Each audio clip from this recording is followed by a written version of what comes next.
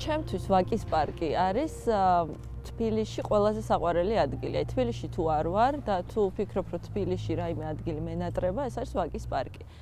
ცხოვრობთ ქალაქში, რომელიც არის დაბინძურებული მანქანის გამონაბოლქვით, ასფალტის შენობები, ხმაური.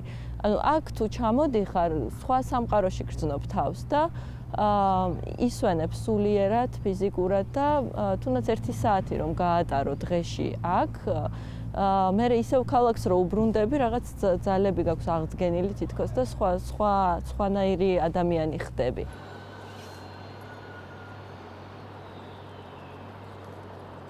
თითქმის ყოველ დღე მთელი ჩემი ბავშვობის განმავლობაში, ყოველი დღე მაქვს გატარებული ვაკის პარკში. მახსოვს, რომ მქონდა პატარა წითელი ჩანთა მოქსოვილი, რომელიც ეხლაც მაქვს და იმ ჩანთაში ვაგროვებდი ხოლმე რკოებს.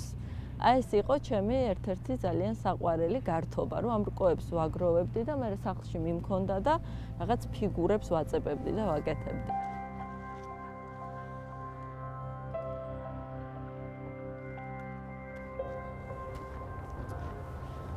აი, აქ იცი რა იყო კიდე ჩემ ბავშვობაში ამ ადგილას ხაჭაპურებს აცხობდნენ და ქადების და ხაჭაპურების სუნი გამოდიოდა ხოლმე.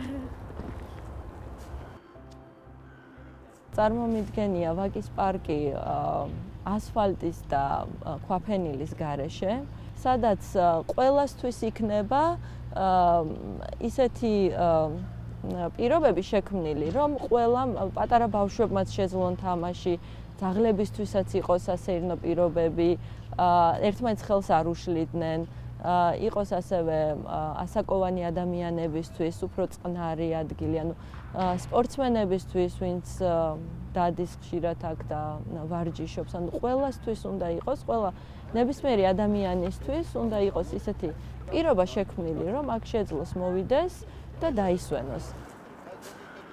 ჩოგბურთის კორტებზე დავდიოდი მეც ბავშვობაში, როცა ვიყავი მარიამის ხელა და მარიამიც დადიოდა, ეხა შეწყვიტა დროებით, მაგრამ მარიამიც დადის და მარიამს რო უყურებ ხოლმე, ჩემი ბავშვობა მახსენდება.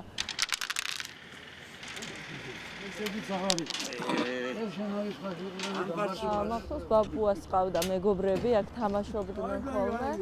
ძალიან დიდი სიამოვნებით მეც ვიჯექი ხოლმე მათთან ერთად და უყურებდი და მაშინ ვფიქრობდი, რომ ალბათ მეც მათ ხელა რო ვიქნები, ალბათ მეც აქ ვივლი და მეც ვითამაშებ ჭადრაკს და ასეთ რაღაცებს.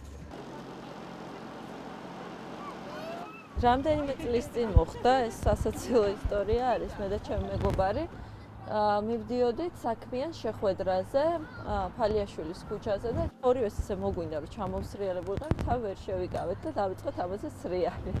იქ რომ მივედით, მე აღმოაჩინეთ რომ ვიყავით მთლიანად ტალახში ამოსვრილები.